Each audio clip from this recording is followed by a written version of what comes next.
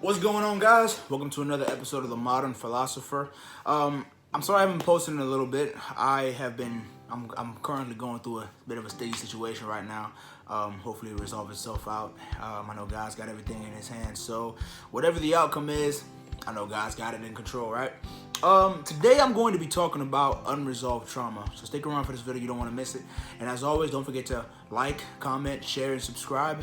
Leave me a like down below, just leave me a little comment just to let me know your thoughts and opinions on the topic. And as always, share with your friends and family because I think it's important we help each other figure out the answers to life's biggest questions. So when I talk about unresolved trauma, to kind of define it or paraphrase it, it's kind of like a mental scar, right? It's something that you imagine, if you will, luggage or baggage. Matter of fact, that's what a lot of people call it. It's just the baggage that you bring with you from a different situation. So oftentimes this baggage is going to impact your life either in a negative way or in a positive way, right? So I live a pretty drama-free life, and I don't have that kind of first-person experience. However, I want to offer you a perspective that I gained from something that was menial, or at least that I thought was menial, but it allowed me to look at it from a point of view that I want to share with you today, right? So earlier today, when I was at work, around 9 o'clock, I got a notification from my bank that said that $11.35 had been taken out of my account for an Apple Music subscription. Now, I'm gonna be honest. When I saw that, I was a little bit upset. I was kind of upset because I was thinking back to a post one of my friends made, and he was like, it doesn't matter when and where, just know that Apple is going to get their money. And I was thinking about that, and I'm just like, man, how dare they take my money right now and not let me know, not give me an advance. And I really thought about, why am I so upset that they're taking their money? Because I use their services, so it makes sense that they would charge me for using their services monthly. And what I kind of was able to deduce is that when I first moved out, when I started living on my own, I wasn't financially stable. But I still had my Netflix, my Hulu, everything, Apple Music, all the stuff that was Apple related. I still had those things. And what would happen is whenever it came time for me to pay the subscription, either I wouldn't have enough money in my bank account and it would go to an overdraft fee, or I would have enough money in my account, but it would lower the amount that I had to the point where if I had any plans of spending any money that day or for that rest of that week, I had to immediately change it. And those two outcomes would just cause me to feel horrible, just feel bad all the time, right? And I didn't like that. And so this went on for a long time to the point where I conditioned myself to have a negative response every single time I saw my Apple Music or Apple TV subscription come across my phone. I became so upset whenever it came around. And then I realized something. I'm like, listen, I'm no longer in the situation that I was where it would either give me an overdraft fee or it would cause me to have to switch up my plans. I'm now in a situation to where when I have to pay that subscription, I don't have to do either. I don't have an overdraft fee and I don't have to switch up my plans because I have enough and I'm financially stable. And I realized, and I was like, I asked myself, is this how some people deal with unresolved trauma? Where it's, and I know it's not Apple Music. Apple Music is not the thing, but I was talking more about the perspective where it's more like you're not able to recognize that the situation that caused you to feel some type of way, you're no longer in that situation. And I think a lot of us let me backtrack. A lot of us, because we stayed in such a bad situation for so long, we developed a coping mechanism that became like an exterior shell, one that is not easily broken, right? And so now when we get into a better situation, although we understand that we're in a better situation, deep down we haven't fully acknowledged it. And when it comes time for us to either have to be vulnerable or open or do the things that we ought to do in that situation, we hesitate, right? And those old feelings start to creep back up, and we're scared to take that step because we're afraid of getting hurt. We're afraid of something possibly happening and taking advantage of us. And I believe that the thing that we have to do is, first of all, we have to take into account our environment.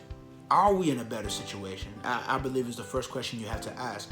Is the situation that you're in now far better than where you were before? Are you further along? And if the answer is yes, the next question you have to ask yourself is, what is it about this environment that makes me feel the way I feel? The same way that I questioned why I feel upset whenever that Apple subscription comes across my phone is the same way you have to ask yourself, why do you feel upset whenever certain things arises? Is it because you're afraid of getting hurt? And if you are afraid, what about it makes you fearful? I think for a lot of us, when we've been through traumatic experiences, we develop this overprotective barrier or shell around us. And then even when we're in a better relationship or a better environment, we're still afraid to let it go. We've almost built our comfort zone within that to where doing what we ought to do in that specific environment feels foreign to us, because we did it in the wrong environment and it got us hurt. So now when we're in the right environment, we don't do it. But the end result of that is we still get hurt. So the next thing you have to ask yourself is, why do you feel the way you feel? And if you can answer that, then that's great. You are on the first step of unpacking your unresolved trauma. But if you can't, then I want you to ask yourself, is there anything right now on the outside that's not coming from within that makes you feel afraid, that makes you feel uncomfortable? And if the answer is no, then you know that it's something within you. And then once you know it's something within you, that's when you have to say, okay, I understand how I feel, but how I feel does not line up to what I see and what I'm surrounded by. It does not line up with my environment. So now I have to start taking steps to do the things that I ought to do. If you're in a new and better relationship, you now have to start being vulnerable. You now have to start opening up to that partner. If you're in a better financial situation, you now have to start learning how to enjoy life a little bit. Not splurge, not overindulge, but just to enjoy life a little bit, right? So that you can get the most out of the environment that you're in and you don't have to worry about going backwards. I think what this does for us is it allows us, like I said, to start unpacking some of this unresolved trauma, where little by little, kind of like when you move to a new house, you start unpacking here and there, you slowly start making your way into this new home until all of a sudden one day you actually call it home. It's the same way that when you get out of a bad situation, you have to start letting go of certain things, and you have to start doing what you should do in the new environment, so that one day you'll wake up and you'll say, hey, this is my reality. This is my home. This is where I should be, where I ought to be. This is where I've worked hard to be. And once you get there, you'll be surprised at how freeing, how less of a burden you feel, how much more you can start relaxing. Okay, so guys, I want to encourage you to just do a deep dive, a self-analysis, and just allow yourself to be comfortable. Allow yourself to be open. Allow yourself to be vulnerable. But only do that, and this is a caveat, only do that once you have established that the environment that you're in is one that is beneficial towards you, and the people that you're around are people who love you and they care about you. And the way that you can tell if someone loves and cares about you is not how you feel about them, but it's essentially how they make you feel. Do their words match their actions? Are they thinking of you? Are they compassionate? Do they care to listen to you?